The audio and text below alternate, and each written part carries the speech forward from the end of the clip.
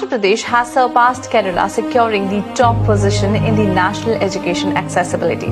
Now, according to the latest Foundational Literacy and Numeracy report released by the Economic Advisory Council to the Prime Minister, announced this groundbreaking achievement, saying that Andhra Pradesh scored an impressive 38.50 points, surpassing Kerala's 36.55. Takes immense pride in this accomplishment, attributing it to the visionary and dynamic leadership of Chief Minister Jagan Mohan Reddy.